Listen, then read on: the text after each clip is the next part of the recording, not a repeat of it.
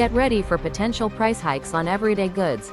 Due to Trump's escalating trade war with China, Americans may soon pay more for microwaves, toys, and electronics.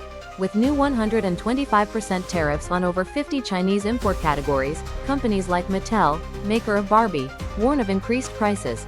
While shifting manufacturing out of China poses challenges, consumers worry about product availability and costs.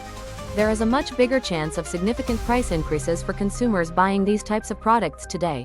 According to Chad Brown, a senior fellow at the Peterson Institute for International Economics. Did you know Barbie's full name is Barbara Millicent Roberts, and she debuted in 1959? Reported by Financial Times. Comment your opinion. Follow us for more updates. Could you hit the like button?